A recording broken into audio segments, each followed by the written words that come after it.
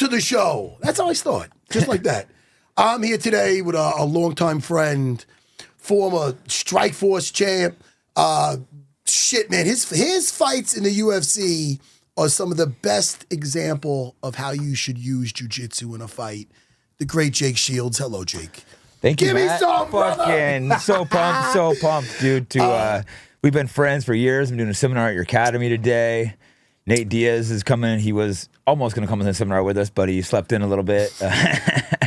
But no, dude, we've been good friends for fucking forever. So it's great to do a podcast with you. Man, I want to get into, you're doing your own podcast now? Yeah, I started that a year ago. We're going to talk about that. But, it's funny. Let's talk about how this got going. You hit me up. I haven't seen you, talked to you in a while. And you're like, yo, I'm going to be nearby. I'm doing some stuff with Nate Diaz. We're doing some seminars. And, I'm like, dude, fucking, of course. Yeah. My guys are pumped about it. We're going to be doing that later on tonight. And then I'm like, look, you do a pod, I do a pod. Let's do each other's pod. Yep. They're probably watching this on your channel. Yeah, I think I'm just going to put the same on both channels. That way we don't have to put two fucking podcasts. Way easier. It. Saves us the time of sitting here for a fucking couple hours back to back filming. 100%. But then it was like, all right, what are we, if it's a joint venture, what are we going to do? Who are we? And I said, look, man, let me give you your flowers. That sounds a little weird, but give you your respect. If we go back and forth, well, I'll come back. I'm going to do I definitely have a few show. questions for you, but no I'll let you start out with I want questions. this about your journey. Okay. Because, I do have to get a couple questions for you, but I'll let you start it off. We'll keep people in suspense for those questions. Yeah, right. But I want to start with your journey now, because we got a lot in common in a sense where back in the late 90s, early 2000s, we were just like two Americans on a scene where it's all dominated by Brazilians. Yep. And we're talking about the jiu-jitsu world. Yeah, I know. It was completely dominated by Brazilians, and we were some of the first top Americans. I'm the one that coined the term American Jiu-Jitsu. Yes. That was very, everyone's using it now, but that was very controversial when I started calling it American Jiu-Jitsu. Brazilians were pissed. I wanna ask about that. Now, before, we're getting to that. We're not losing that. How did you first get acquainted with jiu-jitsu? What was your first... You were a wrestler first? Yeah, I was wrestling. I was a pretty good wrestler in college. I grew up kind of near Stockton, in a shitty area. Okay. And then I was a good wrestler. I never had any plans of going to college or anything. Like, the best case I thought would maybe be a construction worker or something. Like, I'd never seen anyone, like, make it anywhere around me here in family. Like, the best case scenario was if you could get to middle class. That's the best I'd ever seen, in life. And then I was a good wrestler, and I go, oh, maybe I should go in college. But I didn't realize you had to have, like, certain classes and stuff to go to college. So I only could go to junior college. So I went and wrestled there, and then I met Chuck Liddell. Chuck Liddell. Now, did you know he was a fighter already? You seen him fight? I heard he was a badass around town, but I'm like, bro, I'm going to beat the fuck out of that dork with his fucking dorky-ass haircut. Like, I'm going to go fuck that dude up. So I stopped by his gym for like a gym challenge kind of sparring, and he just beat the fuck out of me. How old were you? Like 20. Oh, really? And Chuck's a lot bigger than me. He's a good wrestler. And what year was this? Around 90? 99, I think. Wow, okay. And that was just like a wow moment for me. Like, this guy is like a god. So I like begged him to train me, and Chuck's just like, nah, bro. And I'm like, no, but you know what? I'll let you can come in and you can shadow my workouts. So I just started following him around, and he became I'm sure I annoyed the fuck out of him the first like couple months, but then I could tell he started liking me, started teaching me things, started inviting me on trips with him. I remember we went to Big Bear, the UFC, the Fertitta Brothers just brought it. Chuck brought me to Big Bear with him. That's when I go, oh, Chuck actually likes me. I'm not like the annoying kid anymore that he beat up. Can I tell you, if anybody had to guess by watching your fight career, the last person that would have influenced you to get into the sport would be Chuck Liddell. That's so funny because he's a striker, yeah. Because it's polar opposites with the fighting. I mean, you're a ground wizard, not uncomfortable on your feet. You know what I mean? At all. More dangerous than I think people give you credit. Way and underrated. better. I think way underrated on my feet. I'm going to say because It almost looks like it's not natural, but it's effective. And people don't understand my timing and distance. They understand they get in there. That people all of a sudden, these great strikers aren't hitting me. All of a sudden, they're like, "What the fuck?" Hey, dude, I'm gonna get into you taking out Dan Henderson and these savages. Yeah, but Chuck's a way underrated grappler. But I did end up switching to Cesar Gracie after that with like David Terrell, Nick Diaz, Nate Diaz, all those greats. So that's where my jiu-jitsu pedigree comes from. Chuck taught me a lot of jiu-jitsu too, though. I don't want to not give Chuck credit. His jiu-jitsu, he's I don't know if he has a black belt or not, but he's definitely black belt level. Hey, yeah, you know what it is? Some guys, and you know, God bless them if they got that dynamite in their hands. Chuck Liddell in his prime. First of all, you could hit him with a bat and he'd still come at you. Oof. And, why even go to the floor? He was just, oh man, he was a savage in the heyday. Yeah, Chuck Liddell. Dude, I just remember that first sparring session with him. He just fucking mauled me. I deserved it because I was a punk kid coming at him. Yeah. But in his credit, he knocked me out with a liver shot, not a head kick. Well, that's but nice. He hit me in the liver and I froze up, and then he came and hit me like 3 or 4 times in the same spot, and I was just down, couldn't get up for a couple minutes. But he did look at me and goes, "Don't fucking ever show you're hurt," because I froze up with the liver. He was all pissed at me and just barked at me, "Don't you ever fucking show you're hurt." And then that stuck with me forever. Never show you're hurt. I understand. As soon as I showed he was hurt, he went after the spot over and over. Hey guys, I'm demonetized everywhere. So if you want to support me and the podcast, go to fightbackpodcast.com and you can buy some cool merch like the shirt I'm wearing now. Methylene blue has been used for over 100 years for medical purposes and recently surged back into popularity. It has been shown to help repair brain tissue and improve memory, cognitive function, energy, and mood. Research suggests that methylene blue could have neuroprotective effects, possibly aiding in conditions like Alzheimer's, Parkinson's, and depression. Go to MerakiMedicinal.com and use the promo code FIGHTBACK for a discount. Dude, I understand the poker face, but those fucking body shots. But dude, I learned to never show it when someone hit me liver after that, because Chuck hit me so fucking hard after I showed that it hurt him. That's a hard lesson. Yeah, but he could have kicked me in the head or something though and knocked me out with a head kick. Yeah. So he was respectful. If it was Sean Strickland, he would have gave you a different lesson. Yeah, the first day. So Chuck chose to knock me out with body shots instead of head shots. So he was. I needed that ass kicking. Hey, I needed to be humbled. From Chuck Liddell, how did you get to meet Cesar Gracie? I knew the Cesar Gracie team was dominating the local shows with like David Terrell and stuff, and I moved to San Francisco State like on a partial wrestling scholarship. And then Caesar's about an hour drive, but I was obsessed. So I'd drive an hour after school and wrestling. I'd drive to Caesar's every day to go train. That's how obsessed I was. So I'd do school wrestling practice, then drive and train. Now, were the Diaz brothers already there? Nick started basically the exact same time as me, within a couple months of each other. So we were rivals / best friends. So we drove each other to greatness. All right. So That's why we have such a closeness between me and Nick. I guess you met Nick first. Yeah. First time meeting Nick, because I know what it's like to be not even two alphas, just two guys who are good on the mat. Yeah. And some days you'll get him, some days he'll get you. We have the craziest relationship because we came up together as neither one of us were the best guys in the gym, but we were the best new guys in the gym, and we were both so good, and we just drove up. We drove each other up. So like if I beat the fuck out of him one day, he would come back and beat the fuck out of me the next. And if he beat the fuck out of me, I'd be thinking about it all day. How did Nick get me? How did he humiliate me? And a lot of times, a lot of people would watch the sparring. Yeah. So we had a weird relationship where we're like brothers, but we drove each other to greatness. And we had an agreement that we would never fight each other. So like when I signed with Strikeforce, Nick was the 170-pound champion. So we never even had the discussion. I just automatically jumped to 185 because I'm not one of these guys like, oh, I'll fight my teammates. Like, no, Nick's my brother. I'm not going to fight my brother. They'll say that's an old school mentality, but I say that's the way it should be. I think that there's no code anymore. One of my black belts, Jedi Joe Diesel. Oh, this guy's funny. I was bitching him about something one day about an unloyal guy or a guy that just did something fuck it up. And he's just like, there's no code anymore. I go, fuck it, hey.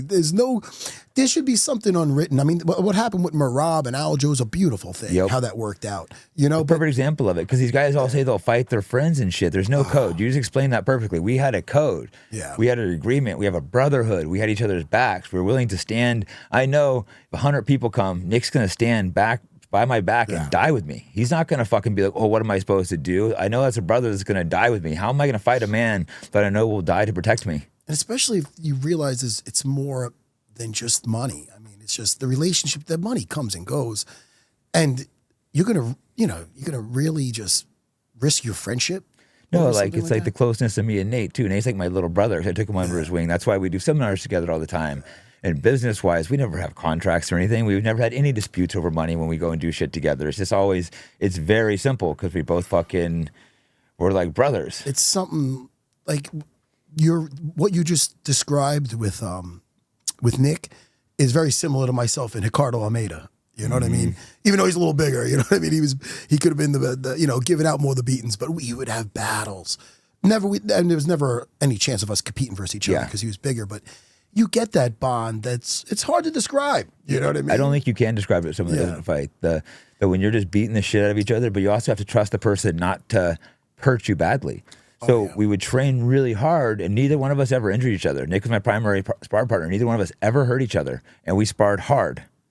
How was with Caesar? That was Caesar's cool. I mean, we've got differences at some points, but we're cool. We're cool again. Unfortunately, there was a small period where we had a little falling out, but we've reunited. We're cool again, which it's always better to have brotherhood again. You know, it sucks when you have falling outs over shit. You know, it wasn't the biggest thing, but we just had a little issue for a couple years. But we're cool now. That's great. It's great being. You know, Gil Melendez is like a brother to me. That's like him and Nate are like my little brothers, and then like I said, Nick was like my primary competitor, and we had David Terrell was like our big brother we looked up to. He was great. He'd visit Henzo's in Manhattan sometimes. Killer, man, killer. You know, be a force to reckon with. And he's a nice guy too, Dave Terrell. Not when you're training. I bet not, huh? He used to beat the shit out of me. With Caesar, you know what's funny about that? That's how I've been always friendly with Nick and Nate, you know? And I believe it's because they're very loyal people, but we're kind of like cousins, where I'm under Henzo Gracie, I'm the first black belt under Henzo. And so when we'd see other camps, because again, I'm the same way, I'm friendly with everybody, but especially when I was fighting, it was the attitude that Henzo would always say, man, we got enough friends, we could use some enemies. So if you weren't in my camp and stuff, I'm always friendly, but I could be fighting you, so there's always a little something there. But the Diaz brothers always, I felt, held that to a different degree. Like, if you're not with us, fuck you, which is great, too, because They were more extreme than me, even. Right? I was never friends with any 70-pounders when I was fighting, because I can't be friends with someone that I'm going to go in there and try to fucking hurt. Like, you're trying to hurt this person. You're trying to destroy their life. You're trying to take their money. You're trying to, like, beat the hell out of in front of their family. I can't be a friend with someone that I'm trying to do that to. Don't you, even if guys that you're cool with, because I fought guys I'm cool with, you know, but isn't it always better when you fight someone you don't like? So much better. I hate fighting people. Like Lawler. I liked Lawler so much, and I had to go fight him. He's just such a fucking cool guy. He's a nice and they're trying to get us to talk shit in the media, and even Lawler's like, I like Jake, bro. What are you trying to do? Like, what am I going to say? You're trying to get us to talk shit, bro. Like, we like each other. It's so funny with that. Like, there's guys I had to fight that I really, especially when I had to do the Ultimate Fighter, the comeback, I was in the house with these guys that some of them were solid guys, you know. But, and then you give me a guy like fucking Frank Trigg. Did you fight Frank Trigg also? No, he's kind of a cocksucker, though. I wanted to. Oh, man, that was fun. I called that fucker fun. out a bunch of times, that cocksucker. Last time I saw him, I shook his hand. Was cool to him, but I fucking used to hate him. Yeah, see, that's hard for me to be, because I take shots at him now because he was a real prick. He was a real fucking prick. And then after I fought him, you know, I was the victor, so I'm not a bad winner. He was a bad winner. It's easy to be. So I sent Ally Quinta. He asked for Al's number one time. The great Ally Quinta. You'd love Al. Yeah. I met him real quickly, but I don't know him well, but I met him. I love the dude. He seems awesome, yeah. He's a fucking great guy, loyal guy. Well, yeah, there's not a lot of that loyalty anymore. Like you said, the code, that's a good way of putting it. Dude, it's missing nowadays. Where the fuck was I? Ally Quinta. Christian, bring me back. Frank Trigg. Oh, yeah. He knows how to bring my ADDH, whatever. I get lost, too. We hop over the place. So Frank Trigg, you know, he asked for Al's number because Al was fighting. He wanted his number. He was doing a podcast, right? Yeah, sure, Frank. I give it to him. He has Al on. Dude, I used to be, and you see me over the years, I was 50 pounds heavier. I'm doing the right thing. You were fat as shit. Last time I saw you, I'm like, did you eat Matt Serra? I called you out, bro. I called you out when I saw you. Did you really? Yeah. What the fuck? Do you eat Matt Serra? Oh, wait, you took Dana's line. Dana would always say to me. He stole my line then. Dana would say to me in front of, and he'd have all the henchmen around, so anything he says is going to be funny. He'd go, oh, you look like you ate Matt Serra. And everybody go, ah. Listen, at 5'6", you can't afford to get a little bit of pounds on you. No, you look way better. But I got abs now. I feel good. But I called you out because I wanted you to lose weight because I liked you. Is why I called you out because I liked you. That's why I'm like, you are fat as. It was a few years ago. I remember seeing you. I'm like, bro, you are fat as fuck. You got to lose that shit. jovial. I don't remember you telling me. Well, it wasn't like out of meanness, but it was like lose some weight, Matt. All right, so well, it's because I like you. I told you that. Well, thanks, man. I'm not gonna drop. I'm not telling you that because I could have dropped dead. Yeah, that's what I was trying to tell you. It's like you have kids and shit, bro. I'm like, you got to lose some weight. Listen, when you are chubby and somebody brings it up, it's very hurtful because you're in the middle. You don't know this because you've been. No. Listen to me. No, I don't remember, so it must not have been hurtful. And I know you a long time, so it must have been like, holy shit. Man. I think I was like joking with it, but it was also a little bit of seriousness. It's not like, hey, but there's obviously a little seriousness with it too. Listen, how long have you been a fucking vegan for? My whole life, vegetarian. Well, there you go. You're grass fed. I like a fucking wait. Would you eat a slice of pizza if I brought you a pizza? Yeah, I eat cheese. Oh, thank you. Oh, I love this New York pizza. Dude, I was about to end. Let's go count down some. I was about to end the podcast. So if I felt he didn't eat pizza, get the fuck out of here. Ain't talking no pizza eating. I like Chicago pizza better. Just kidding. No, you're gonna love. No, you know what? I don't hate on the deep dish. It's not as good as New York different. pizza. No, it's you can't compare. New York pizza's better. Come on. But sometimes I like that. I feel like it's New York pizza's way better. Come on. Oh, way better. I'm not. There's no argument there. I'm gonna take you to Talio's Pizza later if you can. Okay, there's a slice. Dude, why does my voice get all weird when I'm talking about my pizza? So he gets like excited. It's like I'm talking about hot or like this pizza. So I'm an ass man. So I'm talking about something else. But they make this Serra slice, dude. I'm gonna bring and they import their flour from Italy. Oh, let's go after. I might bring in the Let's go after this later. or after the seminar. Or you know what? There's one right down the block. But after the seminar, I'll bring Nate also. You guys are gonna fucking love it. Anyway, hell yeah. So, Frank Trigg. This ain't a big story, but back to him being a prick. So Al does the podcast, and now listen, you're my buddy for 20 years, and for a long time. It's way different if you take you're saying it out of love. This motherfucker, Al's about to get off the podcast. He goes, okay, say hello to the beer keg for me. Hey, dude. On air, he said that? Oh, fuck that's yeah. Up. No, it's totally different. Joking to you versus. Oh, fuck. I wanted to kill him. So I'm like, this motherfucker. So ever since then, on UFC Unfiltered, with the great Jim Norton, you can watch where you get your podcast. I take shots at that motherfucker every chance I get. At my academy, which you'll see later, there's shots of maybe me and George in a poster, but there's nothing of me over him or nothing. I got several shots of me over Frank unconscious. That's funny because Sarah's like the biggest fucking. It might be a little petty. GSP is the biggest one of all time, but you respect him. So I love George. I love George too. So you have so much respect, you won't show him getting knocked out. No. That kind of makes sense though, even though you think he'd be like, you want to show that's like.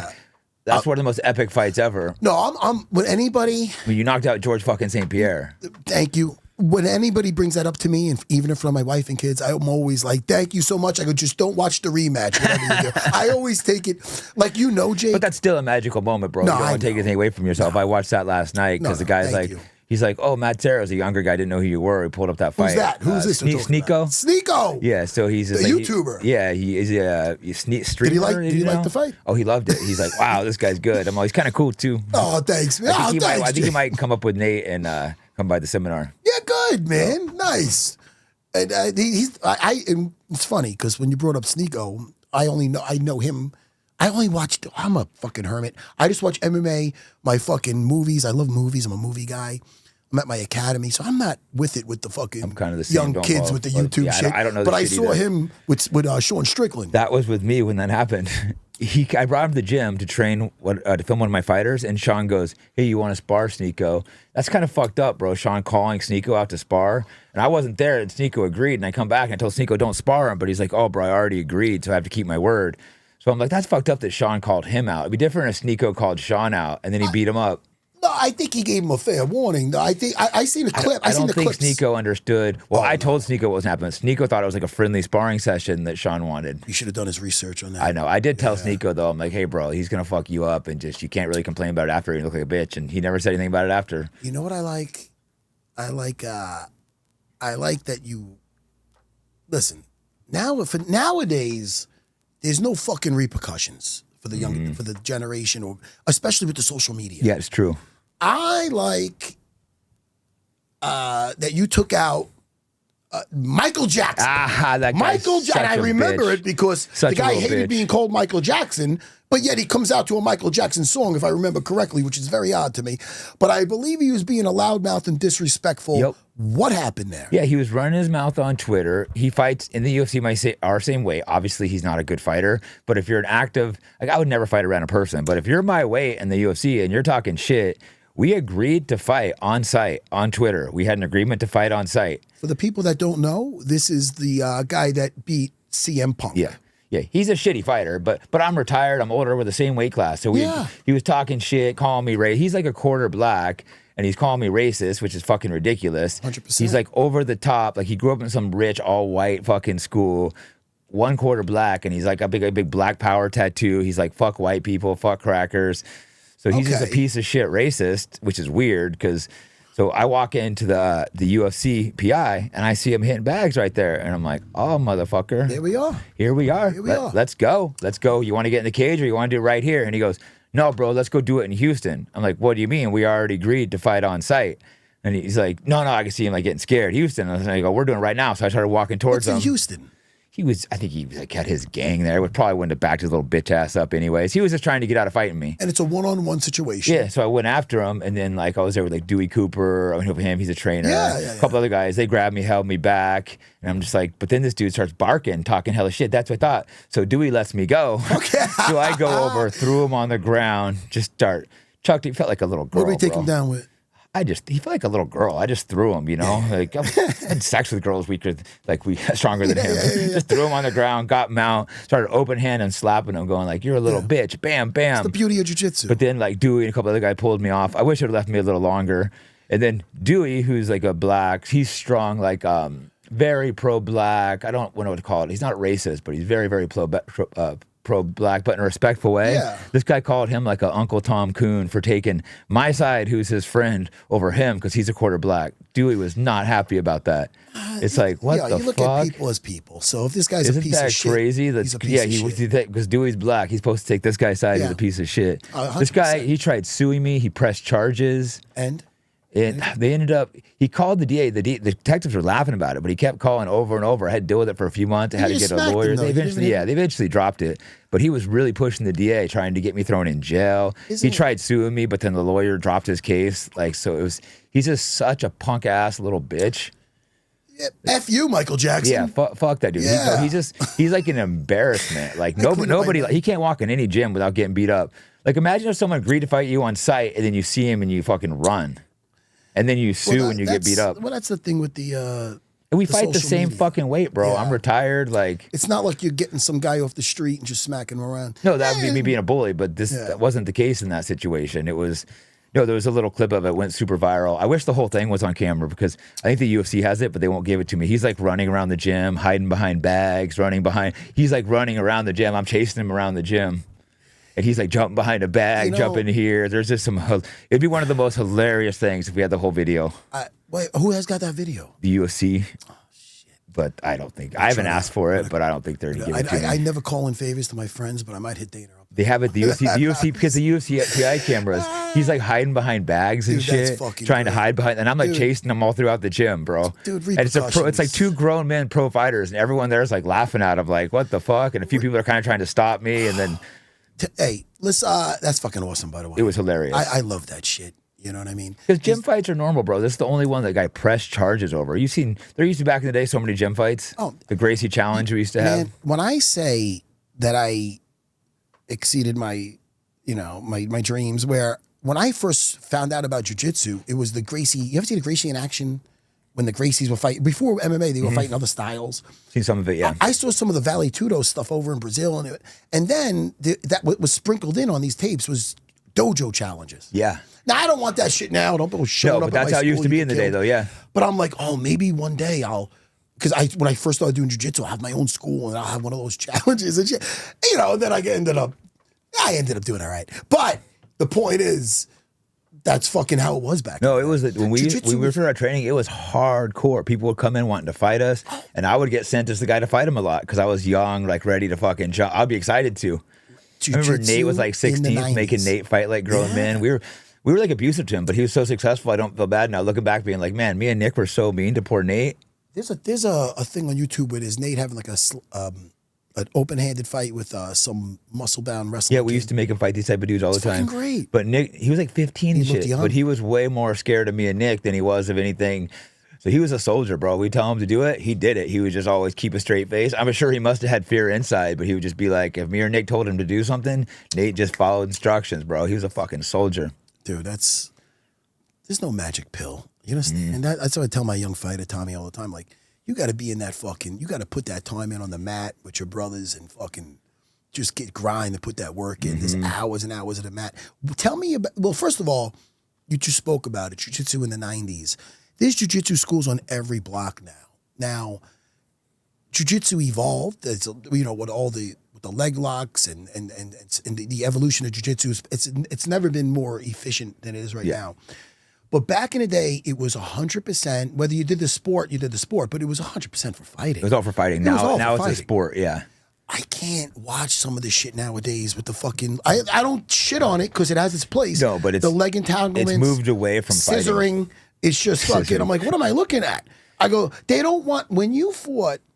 What I loved about when you were fighting is, it was take the guy down. You're mounting him. The second you mounted, your shoulder pressure pass with the shoelaces.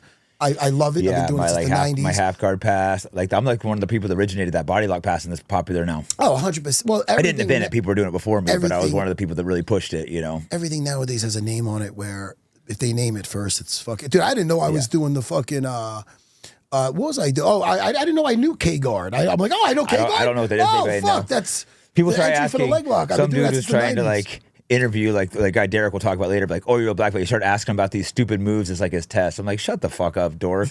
I don't know what a Guga. That's what I want. Yeah, let's get a little more like we were talking about real quick. I was just talking about like the code and stuff that we used to have. I just had a thought.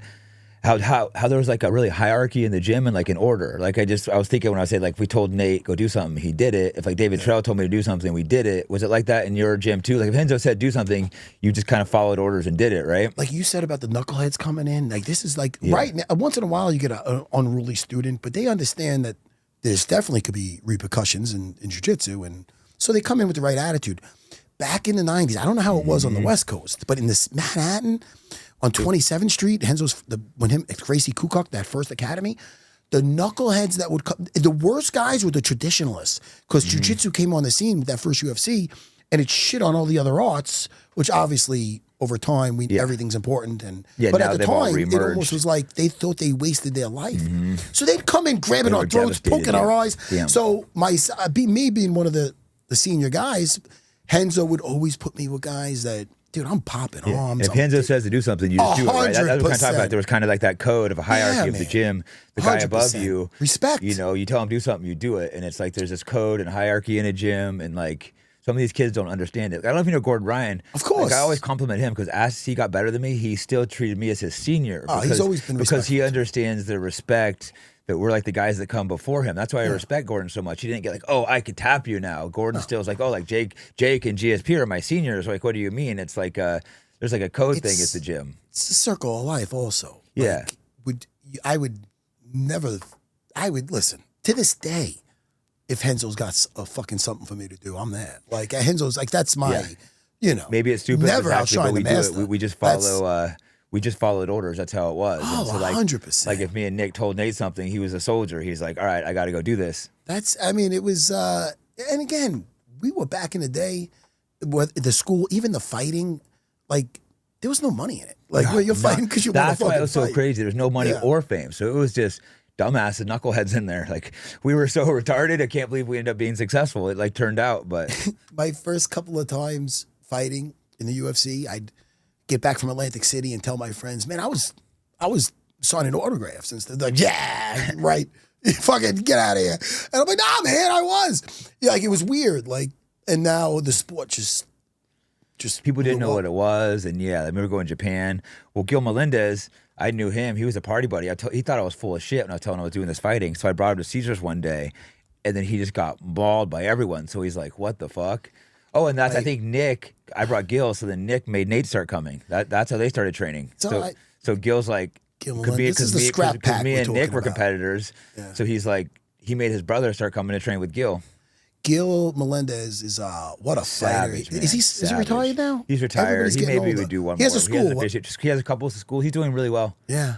He's such as the Mexican style fighter where they just I trained all these Mexican fuckers where they just come. The Diaz brothers are like half. But that's why when people call you just, racist, it's fucking ridiculous. It's hard to be racist in these fight gyms, you know. We joke around and shit, but to be an actual racist is just like there's breaking chops with your friends, and then there's exactly. Like I'll say things that aren't politically correct, but I'm not a fucking racist. You know, there's a difference. I don't have hatred towards anyone. Tell me about your very first. I know your experience with Chuck Liddell, but your very first MMA fight. That's actually a really interesting story because. Go ahead. I hadn't been training very long, maybe a month, and I was at a show just watching, and like someone didn't show up in the thing, and there was like no commission or anything, and I'm just like, they're like someone from the crowd, and I volunteered, and then they picked me. And the second they picked me, I'm like, oh fuck, What'd I do? Just the nerve kicked in, but then you can't back out, and then I'm just like, oh shit, you know. So you go back, they tape my hands up. I think it was bare knuckle actually, so it's just a tiny bit of tape, no gloves. I went out there and then the guy wasn't that good, luckily. I just mauled him, took him down, ground and pounded, finished him first round. And it was just, such a rush and thrill. Just like, the thrill, just beating the shit out of someone. It was just like, wow, the magic. That's the it was so first quick, hit of the pipe. So quick. No, that's so, fucking, it was insane. you got that feeling. It was so crazy. When you feel that feeling, you want to feel it again. Nothing can match it. Dude, to your first fight to your last, isn't it fucked up? Isn't it that feeling of like? You get it every time still, that nervousness. That's why it's hard. Rush. When guys say they don't get nervous, I don't know if they're lying or if they're different than me or. Nah, I think that's full of shit, right? How they show it, whether they have a poker face with that is one thing. It's the feeling of being alive. You know, the closest thing I ever felt to it, two things. One, and in two different ways. One was going on a bull on Dana White looking for a fight. Because going on that thing, I noticed it's not going to, when you go into that cage, you have to accept that you could be fucking, it could be the worst day of your life. It could be the best day of your life. Yep. It could be the worst day of your life. It's such a it's very hard to get an in-between. And you can get embarrassed, you can get hurt, you can get maimed, you can get People killed. don't realize the embarrassment. That's one of the embarrassment of losing in front of millions of people. That is just brutal. It's crippling. It takes guys that are good in the gym and they're not good in when it's fight time. There's some guys that freeze up under the pressure. So like when I was going on a bull, I'm like, all right, this is not going to end softly, you know? And another time I felt that, I don't know if you ever did this, Why the fuck did you go on a bull? On Dana White looking for a fight. I did that. I do the show with That's Dana. That's fucking dumb. Man. Dude, it's the dumbest thing ever. How about this? How about this? I'm gonna Rory, you little fuck. My producer of the thing. He brings us over there. Oh, we're gonna go on like training bowls, whatever the fuck that was. We get there. And there's bowls? We get there, and they go, "What the fuck are you talking about? These are bowls. What is it? PGA, PDA? Dana did this to you? Oh no! Well, how about this? We get there. Is there videos of this? I'm gonna clip this in. Oh yeah! Oh, check it out.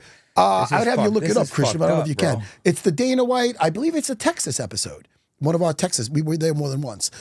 Hey guys, if you're opposed to genocide and support free speech, go to fightbackpodcast.com and buy yourself some cool shirts. Hey guys, Jake Shields here. As you know, I have a free speech podcast. It'd be impossible to keep it going without my sponsors. So today my sponsor is AntelopeHillPublishing.com. So go to their site and use the promo code FIGHTBACK, and they have lots of different books that are hard to get, foreign languages interpreted. Today I recommend the book Opiate of the Masses. It is a full investigative journalism of the opiate crisis in America. Again, AntelopeHillPublishing.com, and be sure to use the promo code FIGHTBACK. But yeah, Shane, who's the kid that who's the Marquardt? Not Marquardt.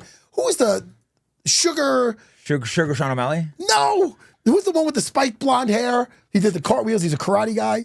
Fuck, I don't know. Sage Northcutt. Oh yeah. Sage Northcutt. We found him on that episode. So or else he visited us on that episode. Hey, either way, he was in the episode. Athletic kid. So we get to that fucking thing on Dana White looking for a fight, and we, when we do that show, we look for upcoming talent and we do something weird or whatever. So we went to that place. They go, no, there's no training bowls. It might be Houston. I don't know. Like you're not a woman or a child. So then when they So then we were going to call it off. I go, oh, fuck that. I go, we're here. I'm jumping on a bull. I wouldn't have done it now, dude. Now I'm 51.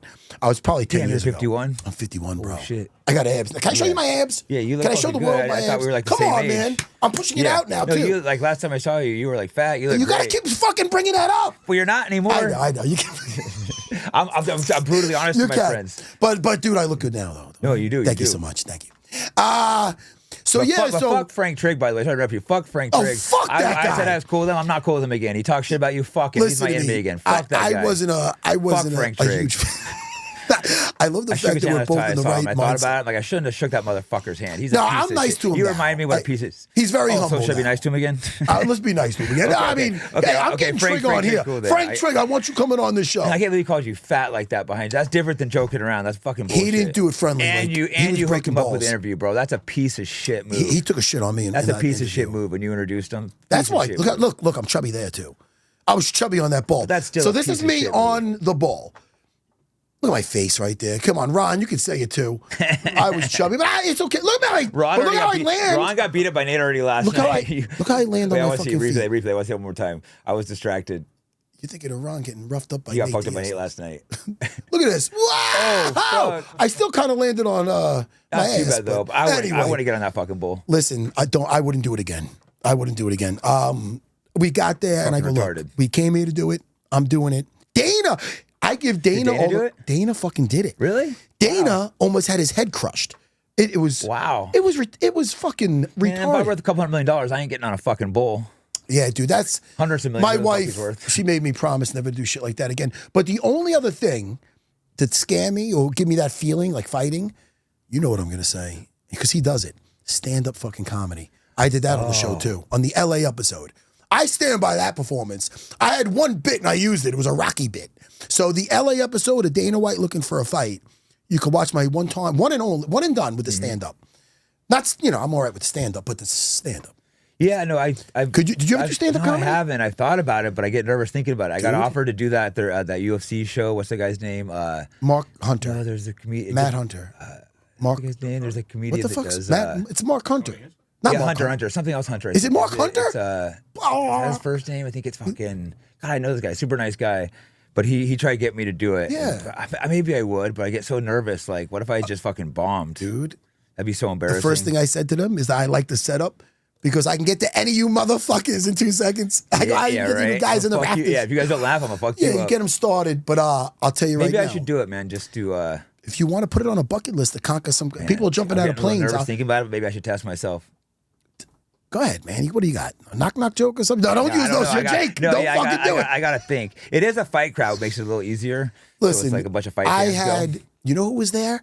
It was no, I found out about it because it was on Twitter. I got off that thing ages ago. I hate that thing. But anyway, I got off that fucking years ago. And I should. My life's better for it. Only because I don't like people talking shit. I want to be like Jay and Silent Bob and go to their house. That's how I ended up beating up that Mike Jackson. He's running That's on what I'm Twitter. saying. Like, I don't need- bitch, I'm gonna fuck you up when I see you. Dude, I'm big on not having any negativity in my life. You know what I mean? But with I found out on Twitter, it's going to be UFC night at the fucking, is at the Laugh Factory. And I'm like, holy fuck. David Spade was there.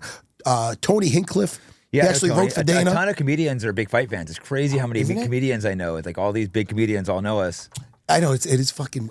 Tony just performed here at Madison Square Garden. I almost came out. Nate was out. Tony Hinchcliffe was just at Madison Square Garden. Nate Diaz came out to that. Did he come out on the stage? Tony brought him out, and how cool is that? He's friends with Shane Gillis, and I think Shane Gillis is a Yeah, Nate's like close to Shane. Yeah, I'm always amazed when people know who the fuck I am. I don't give a. Me too. And that's how it bro. should be. It's so I get so weird when these celebrities know me. It's so weird. Because I think no matter what field you're in, everybody kind of respects a fighter. Like, you know what I mean? It's something because no matter what they achieved, not a lot of people could do that and do that well.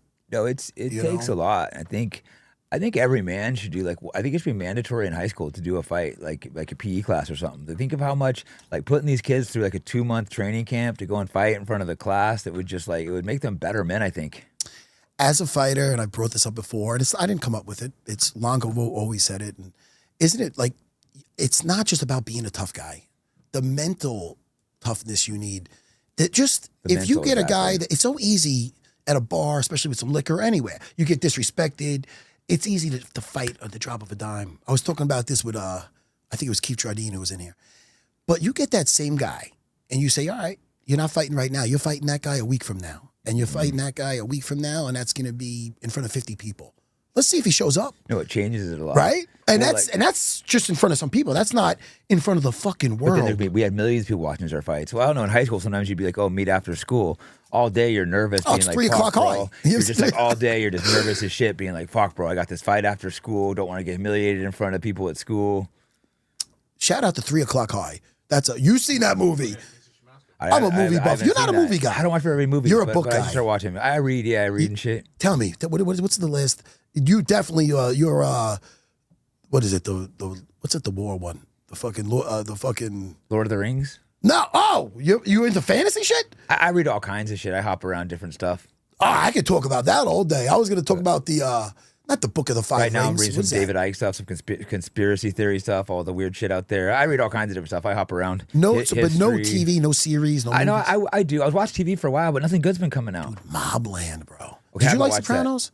I haven't watched that. Some people are not into. Is it worth going back? Do and New watching Yorkers it, or annoy is you? it- I know or is we're it too- buddies. Is it too dated? Do you think, or is it worth going back and watching? No, I don't think it'll be dated. You know, even though somebody said that about The Wire, and I couldn't get into it. I think you told me about that. The Wire was pretty No, Jimmy good, told me about but that. I watched The Wire. It's good, but it got slow at some parts. But it was good story. But it got a Yeah, the little too beepers slow. and shit. I don't know. Did But they like, have cell phones no, back but like then? Lord, I like that. What was the Game of Thrones? That was good. There was You would like Vikings, the first I season. haven't seen that. Is that The good? first with Ragnar, and then it gets in. Even when he got his sons I love involved. all that. Obviously, 'Cause you know being fighters, why? we love all that sword shit. Because with that, it's about like the different, like it's like the Christians, and then and then the Vikings they believe in Valhalla, and there's some conversations about what happens after life. It's really you'd like. It was it. actually a good because story. with Game of Thrones, it's very cool, but yeah, there was no fucking dragons back in the day. This is actually based on Real some shit. history.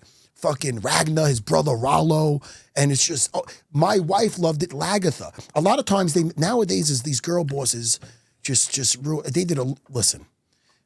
I like Lord of the Rings. They did something War of the Reham.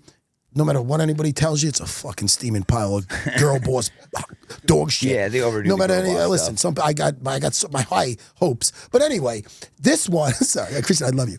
The Lagatha is a bad bitch. Lagatha from Vikings. You see Vikings?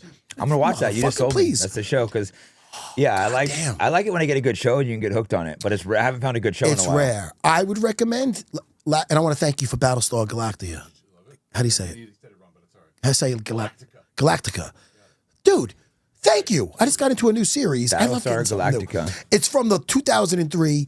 It's basically Terminated. It's what's happening soon. It's basically AI fucking getting fucking advanced. They leave the AI's planet, gonna get get their own scary. planet. And there's, we don't hear from them for 40 years. All of a sudden, they're back. Fucking, I think the Zin's kicking in. But yeah, man, that's a good series. But I would recommend for you, I don't know if you're into the sci-fi shit, I like some of it. I think that has a good story too. then I recommend, well, that I'm getting into now, so far I'm liking it. Dune, not the 1980 bullshit with Sting, the new ones with I read the book. The book was really good. and you would love the Dune I should movies. watch that, yeah. That's sci-fi for grown-ups. All right. You know? I got some things to watch now. So great. So anyway, your first fight, you got the feel for it. How soon were you back in there? I'm not sure. A few months. I had a few fights. I was able to land fights pretty easy originally, but then it started getting hard to find fights because I was so good but didn't have a big name. And that's no the one local. wanted to So fight you me. guys, Yeah, so the people would hear local like, "Oh, don't fight that guy." But then I got picked up. My first big fight. I had a couple mid-sized ones. I lost a really close fight to Ray Cooper in Hawaii, like split decision. And then so Hawaii, they're trying. You know how Japan they would set you up? They hit me up with two. I was training really hard. I was helping Nick for something. They hit me up with 2 weeks' notice. Hayato Sakurai. Legend, oh, bro. shit, Legend. man. People don't know him now, but this guy was Sakurai was badass. number 2 in the world at the time. Anderson Silva was ranked number 1. Like He got chubby, by the way. fucking did he? I saw him on Instagram. He got a little chubby. that's No awesome. offense, Sakurai. I know your pain.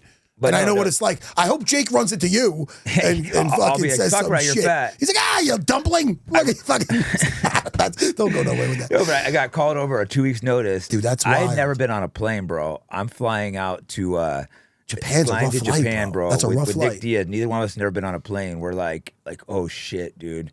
And then we get there, and like the Asians in Stockton are like crazy. They like shoot people up and shit. And so Nick's just like sketch. Like, Oh, they put us shit. in an area. No one speaks English. 100% Japanese. We'd never eat Japanese food. We didn't know what the food was. We didn't know the cultures. They wouldn't let us use saunas because I had tattoos. It was the biggest culture shock of my life. But then going out there and beating Sakurai when I was supposed to lose was just such an epic, amazing. That's when I knew I could make it. You know, it's like, I'm going to be a fucking. But then no one wanted to fight me after that because they knew how good it was and it wasn't really known in the U.S. It's almost a shame that people, everybody who has UFC Fight Pass, throw Jake Shields' name in there, because a guy like Sakurai will never get his flowers the way he, maybe in Japan. Yeah, in Japan, he was a huge superstar in Japan. Yeah, because I hope he does, because, you know, I think about some of these guys, you know, Gomi's another one that comes to mind. Legend. The UFC, you know, oh man. Sakuraba.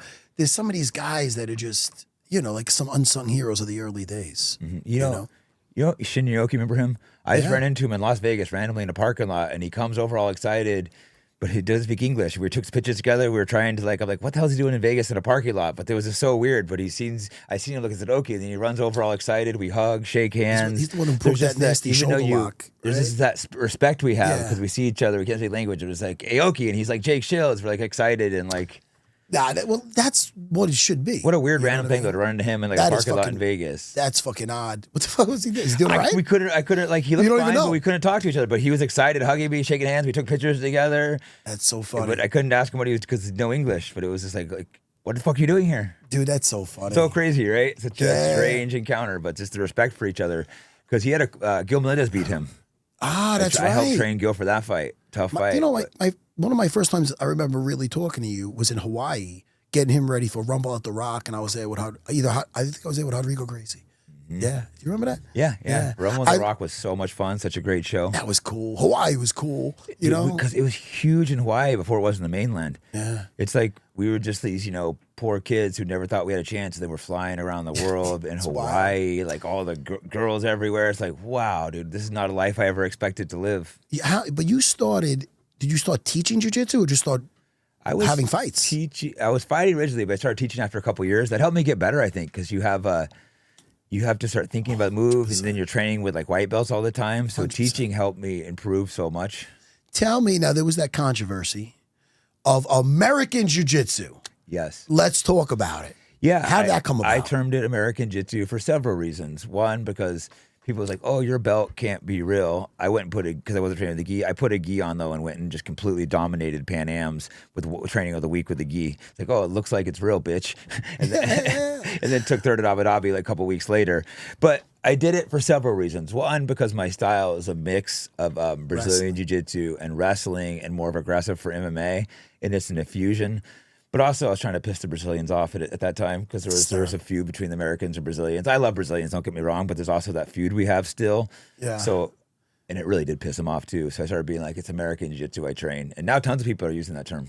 You know, there's some things I could be bitter about when it comes down to being treated right. Like, you know, when I say I don't give a fuck about credentials, it's like, I do, but I don't. In other words, I know I have a gold medal from the World Championships in '99 in Brazil, World Championships.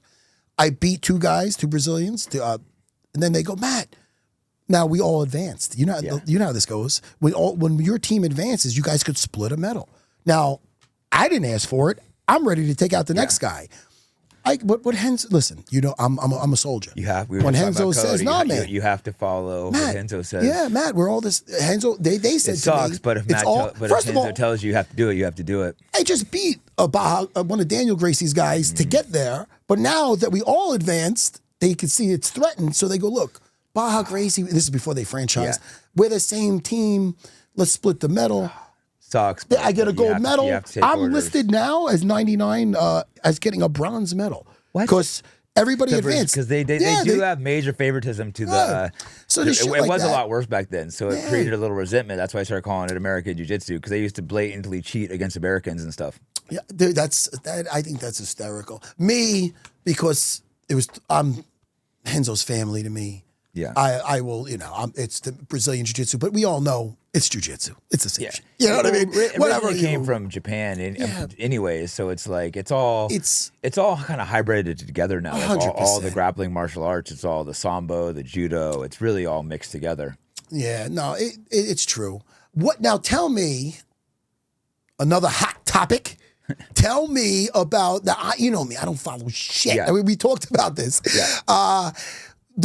What's the millionaire? Derek Moneyberg. Derek. No, Wait, Derek, is that his name? Derek? Well, he changes that because he sells finance courses, Moneyberg. Derek Moneyberg. Because he's a Jew, and Moneyberg, it's like the most Jewish. Okay, nice. It's funny because it's the biggest controversy in jiu-jitsu because they gave him his black belt. And he's a millionaire. After under 4 years, multi-millionaire. All right, so tell me the I'll walk through that controversy. story real quick. People are just freaked out saying it's fake. He bought his belt. The thing is, he's good. He got it really quick, but every week he brings a different top fighter or jiu-jitsu guy to his house and has hours of privates. So, like, do you think you're not going to get a lot better? He has me over there, Gordon Ryan, Mikey Musumeci, Gilbert Burns, Lyoto Moshida.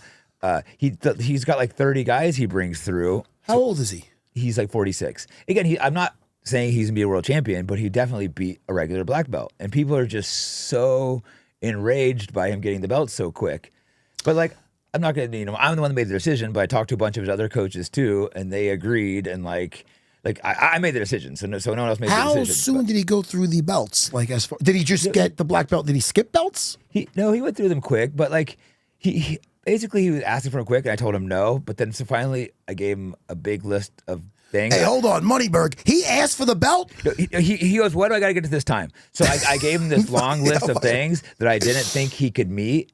Okay. But then he met the standards. Like, I had some guys he had to tap. I had some, like, he did things I didn't think he was going to accomplish. So it's like, I can't not keep my word. And when I see him tapping out other good black belts and shit. Listen. And then people are like, put the footage out there. I can't put the footage of him, like, tapping someone known and shit. You know what I mean? Yeah. That's not good. So you can't, so guys don't understand. I can't, like, put that footage out there. Listen, I could have held it a little bit, but, like, he tapped the people I said. He did all the requirements. Yeah. So it's like, okay, if he's beating these black belts, what's the reason not to give it to him? I would always, like, it's obviously different than when we were growing up. But when we were coming up, the guy who got the belts who's tapping the whole room. It's jiu-jitsu's for everyone. Like, what I say to I have like 100 black belts. Now, they're all ages. I got guys in their 60s. I got guys in their 50s. Every age group. Now, I compare it to when they first met me, when they first took their first class to how they are now. Yeah. I put them in all the positions. I see them under pressure, under live. So yeah, man. Like through all the positions, he's good. But it's like, I get it. If people get, you spend a few $1 million on private lessons, so you spent money, but you're not buying the belt because you're really doing the hours. And the guy, he's a good student. Like, people. We all have money, so we're not gonna. Yeah, he's paying us good, but if the dude's a douchebag, we're not gonna go out. Guys, he's a good guy. Guys, yeah, he's a good guy. Nice Gordon guy. Ryan's not gonna go spend 3-4 days at his house. I'm not going to. Mikey Musumeci's not going to. Like, these guys, Chuck Liddell goes out there. These guys, Lyoto Moshida, we're not gonna go hang out with this guy if he's a douchebag. Well, you know but not for free though. I mean, he still wouldn't do it for the money though if we didn't like him. You know what I mean? Hey man, listen. Everybody you mentioned, we have a lot of self-respect. No, that's the thing. We have respect. So yes, he is paying us good, but we're also, if he treats us any disrespect, I told him that right away too. Yeah. If he fighters any disrespect, they're not going to be coming back. And he's very respectful. I had my buddy Dario. We were both blue belts. No, I was a purple belt. He kept going to me, man. Ask Henzo when I'm going to get my blue belt. Ask, what? I go to Henzo, and I was a kid. I didn't know. I'm like, hey Henzo, Dario's been asking. He goes, he's been asking. If he's been asking, I don't look at him again for 6 months. It's so funny. Guys always asking. No, basically Derek irritated me, so I gave him a big list of shit to do, and then he fucking did it. So I'm like, this guy is fucking. He became obsessed. When you're doing like 4-hour fucking privates a day with fucking the best in the world, you're gonna get good. If you don't get good at it a lot quicker, you're a fucking idiot. This is the thing. You know jiu-jitsu. Mm-hmm. You bested. Now I want to bring this up because. Like I said before, I don't watch a lot of the jiu-jitsu competitions. I try sometimes, and I tune out because some of it's unrealistic. Yes, it could break a leg, but there's no distance management. There's no it just doesn't resemble a real fight too much. You know what I mean? You couldn't, if you just had a modern game of just leg entanglements, you couldn't be so gentle to Michael Jackson. You'd have to break his fucking leg. I'd have to do the same thing to that drunk in Vegas because you don't have the element of control. And it's just, there's so much more to it than just tapping people. So when I say I hold in high regard a gentleman like Damien Maia, in what he did in jiu-jitsu. So Now, he doesn't have the stand-up, like, I don't think he could crack an egg, and I say that with all due respect, even though he does have improved He has decent striking. stand-up. He popped me like one decent shot when I fought him, but his grappling is amazing. I love his fight with Ben Askren. And Ben Askren, I'm happy he's doing better. Okay, Yeah, he went through some man, tough that was times. crazy. That scared He almost died. I don't do that. It makes me so sad because I know he has children. He's a No, family. I He's know. a great I talked to family his man. wife when I was trying to help him raise money, and like, if he was booked to my podcast, then he ghosted me, and I'm like, that's so not like his character. And then I saw he was in the hospital. I was really surprised, like, wow, I can't believe Ben Askren ghosted me. I didn't expect that from his character. And then I saw he was in the hospital. I was able to contact his wife, try to help raise money, and I mean, he was a hell of a fighter. I know he didn't have his best showings in the UFC, but his fight with Damien Maia. He didn't. He was a good fighter. When Damien Maia fought Ben Askren, it was almost old school where it was wrestling versus jiu-jitsu. You saw great wrestling highlights from Ben and beautiful jiu-jitsu by Damien with the omoplata reversals, ashi reversals, which I personally love a lot, being on bottom. You're hardly on bottom, Jake, so fucking you're wrestling I so like the fucking good. omoplata for reversal, though. It's hard to finish it against an elite guy, but I love it for a sweep. Used to get on top. I teach it more for a sweep because it's like, I've never been tapped by an omoplata. You're not tapping top guys with omoplatas. I'm not saying you can't, but you go for it with the intention to break the shoulder. Yeah. So that's what forces the sweep. 100%. So your fight with Damien Maia, dude, nowadays, guys don't give that enough respect, man. That's a grappler's delight. Damien, that's a perfect blend of your wrestling base with your high level sensitivity of jiu-jitsu and your control of the fundamentals. Tell me about that fight. Yeah, that fight is such a high level of jiu-jitsu. You almost have to understand jiu-jitsu to appreciate that fight because it's just two of the best. He's a 5 or 6 time world champion, and I'm pretty fucking damn good at jiu-jitsu, obviously. So we're just both going at wrestling. His wrestling is good too. So it was just such the elite. It's all these little details you almost have to understand. But I thought that was a great fight, tough fight. I won it in his hometown, Brazil, which is not easy to do with a whole crowd chanting, "You will die, you will die." They always say that. It's not the nicest thing to say. It's a fucking hostile crowd over there. Very hostile. I kind of like that though. It amps me up. Well, especially, you know what it is? You feel like... I like the loudness. I like being the bad guy when the whole crowd's chanting, "You'll die," and come out here like, I'm going to fucking spoil it. And not to mention, Damien Maia is such a sweetheart. Anyway, you fought that guy, you might be the bad guy. He's such a nice... Great guy. I loved it. I would like to train with him. He's so phenomenal. And his fundamentals, he's so good on back. I worked a lot of... He almost got my back once, and I did like kind of a Granby thing to get out of it because I worked a lot of don't let him get back with hooks in. They screwed him with that Kamaru Usman fight. Did they stand? Didn't they stand? Well, he had his back with one hook in on the far side, but insane. Kamaru just had an overhook that was stopping it, and they thought it was there too long, and they stopped it. And he never got there again because Kamaru is such a great fighter. There's a chance he could have tapped him right there. We don't know, but that's never know. A terrible. Damien Maia could have been champ, maybe not, but that's wild. He was so good. Another fight that I must mention because even the casual will just know the name Dan Henderson. Because Dan Henderson was a fucking savage, And listen, you're a true welterweight, so he's not making. That was at 185. Yeah, I went up because, like I said earlier, Nick was at 170. That's the kind of brotherhood we had. Yes. Plus, I wanted the challenge. I was hungry at that time. I felt like I was underappreciated, underrespected. I went in there a 4-1 underdog, and that pissed me off. So I went out there and, well, I'll just say I beat the shit out of him. But I got like floored the first round twice. He knocked me, dropped me, just. Thankfully, it was a good referee because he put me down hard. I'm laughing at Longo. Longo talking. That fucking Shield's got a granite chin to survive that shit. Dude, he put me down so hard. In between rounds, I asked my corner, I'm like, did I get knocked down or tripped? They're like, you're tripped. So I went around for the next week, whatever, you got dropped. I'm like, no, I didn't. I tripped. When I watched that fight, I'm like, you motherfuckers. I've just been embarrassing I was arguing with people that I had tripped and I got knocked down. And I'm like, I was knocked the fuck out and woke back up. I was just, that was the point in my career where I was willing to die in there, Like, I had such a desire that I was going to die or fucking win. He's a wrestler, too, and you were taking him down, single legs, mounting him. Yeah, I dominated him, other than the first round. One thing I love, and this is I preach this in my class, and when I teach all the time, and I've been doing it forever, but you've been doing it in the UFC forever. And every time you fight, the second you mount somebody, you got one arm up. That guys Yes, are not yes. going to. Guys, they don't have to be great in the arm jiu-jitsu. first. They don't have to be great in jiu-jitsu. They could just put both hands to your pelvis and just get that butterfly guard. Yep. Anytime you mount, you have one arm up. Isolate. Maybe I'll show some of that in seminar Anything? tonight because I isolate the isolating the arm as I get mount. That is crucial, and then they Can't explode out. And it goes up to your head and arm chokes. It goes up to arm locks. Yep. It goes up to gift wraps. But most importantly, you have what a lot of people are neglecting nowadays is control. Yeah. Control, and you're smothering pressure.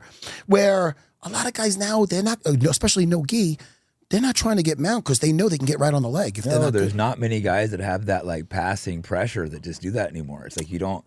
Because why a little more pass? of it now because Gordon started. He created his own system, which like John, but he even says. I wouldn't say it if he didn't say it. Like I saw him say in a video, the first time he trained with me, I passed his guard like 30 times, and he was just so humiliated. He asked John, like, "How do I do that pass?" And then he started passing me with my own pass. That's what you like though, because you know what happens when you teach pissed. somebody. I didn't like it. When I get my savage, dude, I got a king's guard around me now. It's not like back in the day where I'd be teaching and I'd have to be the guy enforcing the mats. Anybody who wants to get to me, they got to get past my king's guard. Exactly. Now I make the young guys like, if guys come on challenge, like, you got to fight one of my students. But with Dan Henderson, it was just something else, man, because you outsized, man. I mean, the guy had a right hand from hell. Oh, I know. And he had just knocked out Bisping in the fight before that. It was amazing. Strikeforce outbidded the UFC to take him, so that was a big fight. And I went and spoiled the plan to get the fight for GSP. And also, you're known for, not known for, but there's a moment that that's famous is when you won the belt, and then Jason Mayhem Miller. That was the same night. Goes to that was that night. That was the same night. Yep. The same night that you fought Dan Henderson. And now you're getting now is the time for you to get the. And now listen, this is the first time we're talking about this. I almost feel bad for Jason because I think they put him in there. They might have, but you know me, my energy's ramped up. This guy comes into my face. I don't blame. We'd had some private stuff going on too. There's a little bad blood between us, so I just went right at him. Bam. So let's explain it. So now you're getting interviewed. You just won the Strikeforce belt from the great Dan Henderson. Yep. You're getting your due respect from the interview. announcer. And he cuts me off. He goes, "Where's my rematch, buddy?" And I'm like, "You disrespectful fuck." So I clocked him. He had been training with Henderson at the time, so. Our whole team, we thought it was going to be a whole brawl between everyone. So we all just fucking mobbed him up. Nate, Nick, Gil Melendez. He never bitched about it because like 20 of us jumped him and mobbed him. He's a tough fucker, so I'll give him credit. He could have bitched and been like, "Oh, I got jumped." But never pressed charges. Yeah, never pressed charges. And we did jump him, dude. He was... Props to Jason Mayhem Miller. That's a real dude. guy. He never even complained about it because we all mobbed that motherfucker.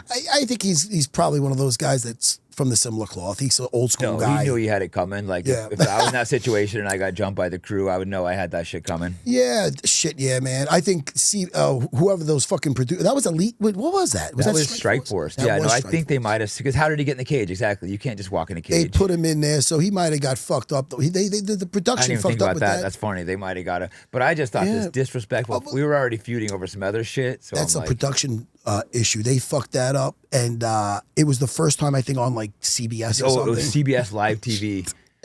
I think I fucked their TV deal up. Hey man, or you know what? They did it to themselves by allowing. That's true. There. So they fucked it up by letting. I don't think it was either guy's fault. Yeah. When was your last fight? Because time flies as we get older. It's been like 4 or 5 years and now. You're officially it's been a little while. Retired? Yeah, I would maybe come back for like a one-off, but it would have to be. I'm not trying to win a world title or anything. You have to be just so laser. I still train with like elite guys and do good, but it's just you have to have the mental capacity too. My last fight I lost, and I felt like I wasn't willing to die, and like that's when I realized I shouldn't be fighting if I'm not willing to die out there. Because it's like. In Henderson, I was willing to die. So that fight, I'm like, I kind of bitched out a little bit. I didn't have that, I'm going to kill this fucker when I got cracked. That's so funny you said that, because one of the reasons, I had a health thing when I had blood clots because I had something, but an issue, but I took care of. But before that, I remember I was leaving the house and I had me and my wife were going to go walk to a park that was near our house with my 2 kids. And I heard a fighter mention my name about fighting me next to something. I can't even remember who it was. And I remember in the past, I would take it always personal, which was a good thing, and be like, oh, yeah, you're going to regret this, motherfucker. Yeah. You're going to regret it, you cocksucker. But then I'm like, I didn't give a fuck. It didn't bother me. I'm like, you know what? I'm going to the park with my kid. And then I'm like, that's not a good thing. Oh, that's not a good sign. You have to pay attention to these signs. Yeah, and that's what the younger generation should, but I didn't know any other way. I'm like, and then how did it feel for you? I think you asked me earlier. How did it feel for you to finally walk away? And it's devastating almost, and like because our whole identity is based off of being a fighter, and I thought I was gonna like lose that. I'm still known as the fighter, but I thought I wasn't gonna be the fighter anymore. And it's like that's who I am, and your whole identity, and you have to walk away from all I've known for 20 years. It's the hardest thing I ever did. You know, it's just like I probably fought a couple extra years I shouldn't have been fighting because it's just like I can't. This is all I know. It's you get the call to fight. You have your objective, and that's the mission for the next 2 to 3 months. Afterwards, you relax. It's living a rock star life. Yeah, it's just maybe not getting the rock star money all the time, but it's fucking pretty great. And the money got pretty good towards the end. I was getting paid pretty fucking good. There you go. That doesn't hurt. Because it's something you do for free, and now we're getting paid. It's almost like this is too good. Dream job. No, it's just I loved it, and it's just. But then I had lost kind of love for it, and I'm like, but then I still loved. I still wanted that fighter lifestyle, but I adapted. Some fighters don't. Came out at the podcast, which is. You have to, as men, we have to be focused on like some type of work. You have to have, like, why are you getting up every day? Like that type of thing. And you got to get some kind of routine. I literally feel my day-to-day happiness is more important than anything. Like we're both so lucky. We were talking about this coming over. Then we said for us both to shut up because we were having too good of a conversation. Yes. Is that we're so fortunate to be living the lives we're living after fighting. Don't you feel? No, it's crazy. We've lived such amazing lives, and we're still healthy. I don't want to talk too much to my family, but have like people that love us, and like we made it through a crazy like rock style life, and now we're still respected everywhere we go. We have these big communities. I have people like you I haven't talked to in a couple of years, but we still have this big brotherhood we built through fighting. Like the brotherhood is unreal, right? Like. I have people all around the world that are friends. From guys that you fought, from guys that we've been around each other because we've been around the UFC for so long. The game, it's like 2001, 2002, 2000. This is back in the day. And some guys, a lot of guys came in after us and left before us, and they're not relevant at all. No, I'm not shitting on we had long run. My entire crew did. They called it the Scrap Pack. Me, Gil Melendez, Nate Diaz, and Nick Diaz, we all had like 20-year careers, and a lot of guys come in 2 or 3 years out. I think something to the length of your career says a lot too. Are you able to stay? You're going to have better and worse times, but are you able to stay really fucking good for 20 years? That's not easy to do. You have to be. The sport evolved so much through my time, and I stayed, elite. Oh shit, yeah, man. When I think about guys afterwards, when we first started, it wasn't like a CTE scare or, this is safer than boxing, which I still think it is. I think it's safer than boxing. 100%. 100%. But we're seeing I'm not mentioning names, but we're seeing some casualties. Guys that their head's not all there. Guys that just, the shots did add up. Or to a lesser degree, guys that take a 9-to-5 job that they do not want. It's so sad, right? Like, and I'm not, and you do what you got to do. No, you got to do, but it's still sad to see if you live a rock star lifestyle than if you have to go work a regular job. Thankfully, most of my close friends are doing really well, but that's like a rough like life. And not nothing as a job, but to go from like the superstar like fighter to working a job, that's a fucking tough transition. It is, and then it's like you had such a happy life, and it's like the opposite. Now you're starting a 20-year career. And I don't want to depress any fighters out there that are doing a 9-to-5 because some guys love it. Gian Vellante. He went from John Vellante. He's buddies with Chris Weidman. He was fighting out of Belmore, but he'd hang out a lot with Serra Longo guys. He's our guy too. We love him. He's I think he might work for the town now, but he's also like a football coach. He was a gym teacher. Working is great. It's just finding something that you love to do. That's the thing. Like Quinta, isn't he like a big real estate guy? Al. Oh, Quinta's got the working is a good thing. Number one, make sure that you're doing real estate agent on Long Island. But finding work that's like rewarding. But having the fame makes it easier to get connections. So guys have to learn to use your network to fucking. It makes it easier to fucking put things together and put deals together. That's what they say. The kids now, they say you're building your brand. I don't know. Listen, I love that I'm fucking doing this. I'm having like my life now. Like my audience knows is just. Jiu-jitsu. I teach. I'm at my school. Why I'm not a fat guy? Because we didn't have. When you get done, after the 6 months post-retirement, What? All right, now I got my schools running. I can show up anytime and teach. Yeah. I make it a point Monday, Wednesday, Friday, Saturday. Monday, Wednesday, Friday, I'm there at fucking 6 a.m. So you teach a lot. That's great. Yeah, because it keeps me. Because it has to. You have to. Because otherwise you go into depression. The first year was hard on me because that's when COVID hit, and it was brutal, bro. It was. Depression? They radicalized me with like they closed down the country, and then I retired from fighting. So I had nothing to do. What am I supposed to do? That was like. I think about that also with the podcast. Thank God I had UFC Unfiltered. Yeah, I didn't have a podcast at that time. I didn't have like any work whatsoever, and they just shut it down. I'm like, oh, you're supposed to stay in your apartment all day, and I'm hyperactive, ADHD, fucking running around nonstop, and they're like, oh, you can't leave your house. 90,000+ subscribers on your. What is your? I want my audience to know the name of your podcast. Fight Back. They put my name in. It's on YouTube, Rumble, Spotify, pretty much everywhere. How'd you get started with that? No one was really covering some of the topics I wanted to cover, and I'm like, why not start my own podcast? If you want to like talk about certain stuff, you could do it. But I mean, a lot of fighters try to do it, but you're taking off. Is it because you made all these good relationships over there? That's a big part of it, because when you have 0 subscribers, no one wants to do your fucking podcast. But I have relationships, so people were willing to do me a favor. Now I have tons of people asking to come on, because it's getting pretty big, and soon I think it's going to be really big. But like, so. I had all these good relationships, so people would come on when I had 0 subscribers. 1,000 people might watch it, so they're just doing me a straight favor. But now it's starting to like grow. I have episodes, with over 1 million views across the platforms. Clips getting seen by millions of people. So it's like still not massive, but it's on the direction that way. And I'm persistent. When I start something, I get a little obsessive. And you're having fun with it, though. I'm having fun. No, I'm doing fun stuff. I'm starting to film outside the. I want to put like little mini documentaries together now, and not produced well, just kind of like fuck around little like vlogs, I guess. Like I want to do more creative, fun stuff. I have a bunch of ideas and stuff I want to film. You know what I like? I like your producer, Ron. Hey, wake up over there. He's a little crazy. He's a little crazy. Because you're like me as a fighter. Sometimes you've been through this, and sometimes there's promoters, there's this, there's that, and there's agents, there's managers. You have a hard time trusting people. No, they want to attach themselves to you. I have one employee. He does everything. I bought a camera. I'm like, you got to film, Ron? No, you're gonna learn. Start learning. Yeah, man, I got my guy to the left of me, the great Christian Harlow. Yeah. And it's so funny, man. You got to have someone you trust to get into something. I don't want many people close to me, so I can't. And plus trying to manage a lot of people, and it's like I give him a lot of free reign, but like he does good work, so it's like. And, I want to say something out there to my audience because, whenever you speak your mind about things, people can get the wrong idea about you. Now, I am not into politics, and I don't really want to discuss it because I think somehow it gets negative. But I will tell you this, and I know you a very long time.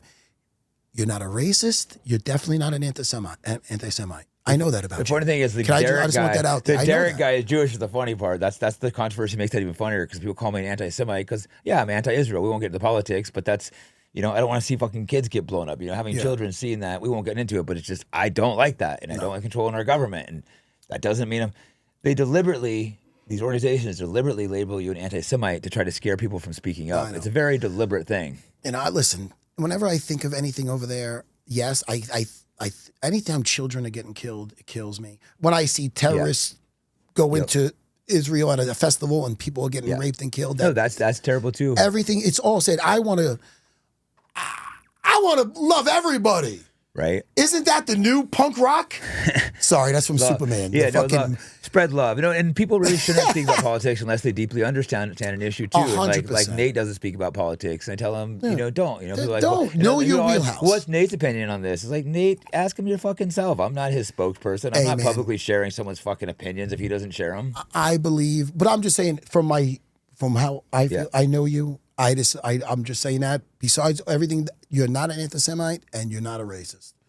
Fair to say. Do you agree with that? No, I treat everyone well, but the official definition of an anti-Semite is being anti-Israel. So under the official definition, I think I'm an anti-Semite, but I don't hate Jewish people. I know you don't hate Jewish people. But the official definition, I don't want to get into definitions. They put all kinds of crazy shit in there. The ADL, they have me like on their like website and shit. And I know, but I don't hate anyone for their race. You're going to meet people at my school, all races, nationalities. You're gonna meet if you're gonna be. You're There's cool with magic everybody. about jiu-jitsu. We can go there left, right, all races. We might be on the exact opposite ends, but we can come and still be brothers. Isn't that a beautiful thing? It's so beautiful. Like, I wish there was more of that in the world to bring people. Like, everyone should train jiu-jitsu. Anyone listening, if you're not training, you should be training. Because it makes you humble. It really does. Oh, My humble. little closer on this is always, stay humble yet dangerous. I like that. Yeah. I don't give a fuck about getting the next champion.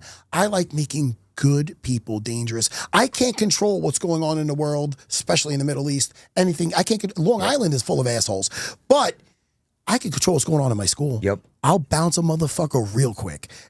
He could be the next champ. If he's got the wrong attitude, you're not cool. You're big shotting people. You're not being cool. You're out. I was the same when I ran a gym, or I was helping Gil run a gym, but I was the bad guy. I kicked motherfuckers out because one person can throw off the whole dynamic. And I've kicked out like UFC fighters out of our gym before. I'm not gonna say names, but I didn't like and because I had it. If you're in there, you have to do the whole workout. Guys like, oh, I don't want to do the grab part. Get the fuck out of my gym then. Atmosphere, I feel, is one everything. guy can fuck the whole atmosphere. A cancer. You gotta get him right out. Kick him people will let good guys stay that are cancers because they're good.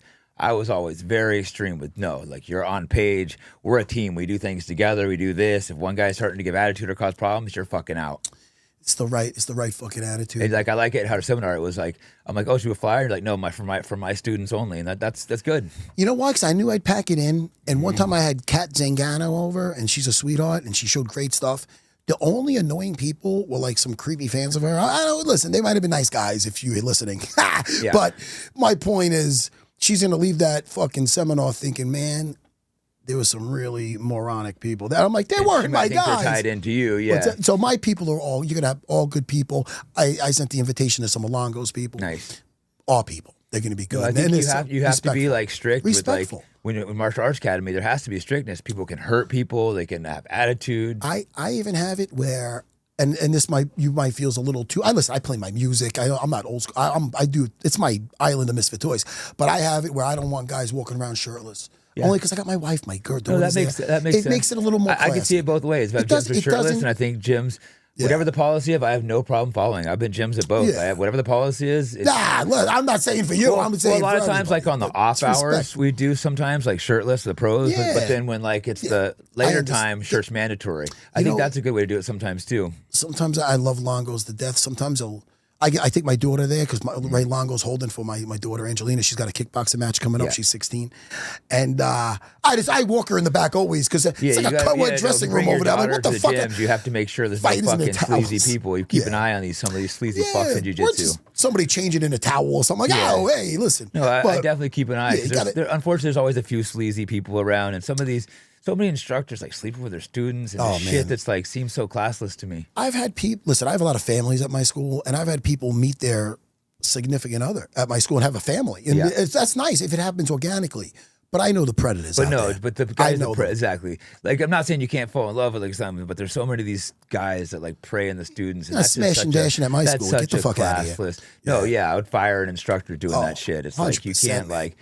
It's crazy. Like people take advantage of that type of shit. When my daughter starts dating, I already have a picture of what's gonna happen with me and some of my black belts. Like that. You ever see Den of Thieves with 50 Cent and all them? They're about to take the daughter to the prom. Yeah. And he's like, he takes them into the garage. They're all picture you in the scrap pack when they come to take your daughter. Fucking, and they're all looking. Yeah, I made my daughter's boyfriend come work out with me. Brought him to the gym. Like.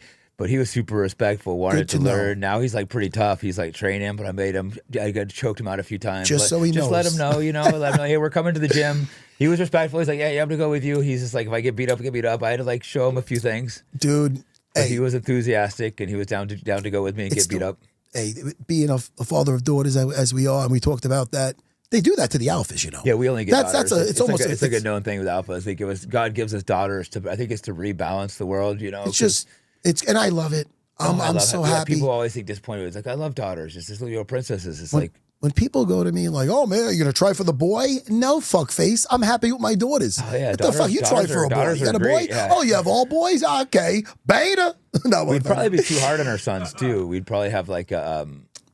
When you got a son, you got to raise a man. Yeah, when you got a daughter, different. You got to give her love. my daughters are gonna have no daddy issues. No, exactly. I'm always around my family. Oh, I love them so much. Don't get me crying on here, Jake Shields. Like You're gonna that, fucking so the seminar's canceled. They're like, you fucking pussy. I'm like, my kids. I miss my daughter.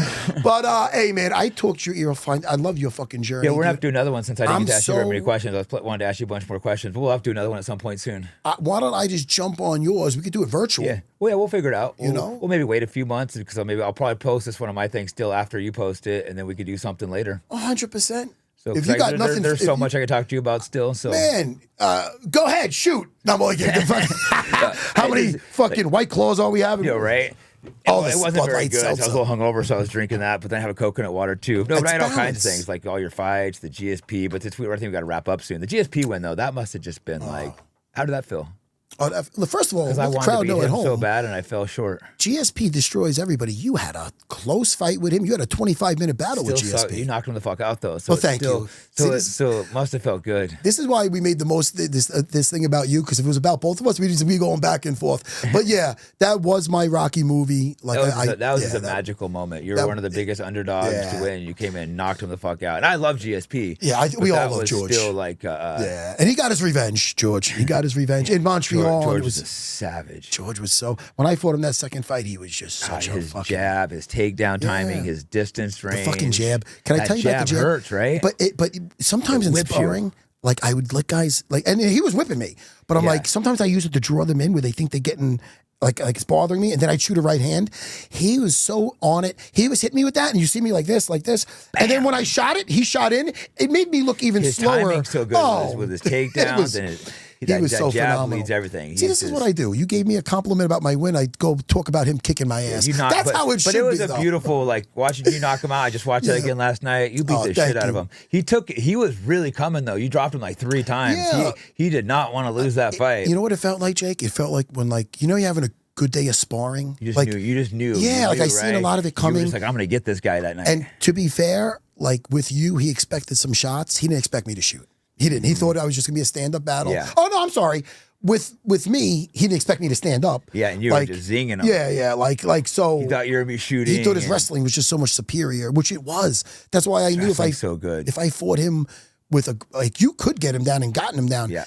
My wrestling's not like yours, where I was learning on the job, my wrestling and my striking, where it was coming together. But I'm a 155er, dude. I was. You were like smaller. I won the show. I'm going to dominate this guy. Yeah.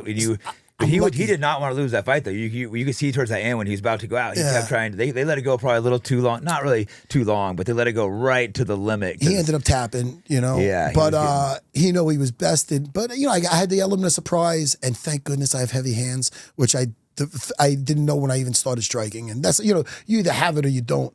So but for myself, for my story, I wasn't meant, especially at 170, I wasn't meant, and I would have met a better wrestler or something, and even I know I could defend myself and make myself through and even have my shots, chances are I'm a decision away of losing that belt. You know what I mean? Just being my size. I'm being realistic. No, and you beat the greatest pounder of all time, though. So you can't take that away, being a 55-pounder. That's damn impressive. Listen, if you had to get one question in, I'm glad it was that one. Yeah. Ah, you motherfucker! Do you have a second favorite fight? Last question. Frank Trigg. Yeah. I like to throw... I watched that one in Fight Pass. I love that because he talks so much shit, and it was one of those things where I even walking out when they do the pre-fight stuff, I'm like, Frank Trigg, you're going to pay me to fight this guy? This guy I'll smack for nothing? Like I was talking shit. So it just worked out so I really wonderful. wanted to fight him, but he was scared. I almost got to fight him at Rumble in the Rock, but he got knocked out by Carlos Condit first. Carlos Condit was another great Or he might have fight. got armbar. I can't remember if he got knocked out or armbarred. Dude, I'll tell you, I'll have you back on here just to have the list of the guys that you bested, because it was many of them. I want everybody at home, if you have UFC Fight Pass or even in YouTube, throw Jake Shields' name in there. Go to Fight Back. A lot of the Strikeforce fights. Yeah, the Strikeforce fights. And And you can get all that on UFC Fight Pass. So they bought that, huh? watch that, and I'll tell you, especially if you're a jiu-jitsu fighter or a jiu-jitsu player, that's how jiu-jitsu should be used in a fight, okay? Your podcast is Fight Back? Fight Back, yeah. But Jake they Shields. put Jake Shields in, and I'm sure it'll pop up. Dude, thank you so much. This was fun as fuck, no? No, Wasn't like it fun? I'm so glad we dude, connected. Aren't you glad I'm not fat anymore? I am. I didn't have Aren't to you talk glad shit I'm not to you fat again. anymore? But fuck And if Frank for saying it after a guy you hooked up with. That's fucking different. Say it again? Fuck Frank Trigg for calling you fat, by the way. Fuck that. that guy. Let's just both give a fucking duel. Hey, Trick. Bro, you hooked him up with that guy for an interview and then they just stab you in the back. See? I hate people that do stuff like that. When I do someone a favor and they stab me, that fucking pisses me off. But I'm gonna have him back on, and I'm gonna bring that up to him on air. I think he'll come back on. He's doing stunt work.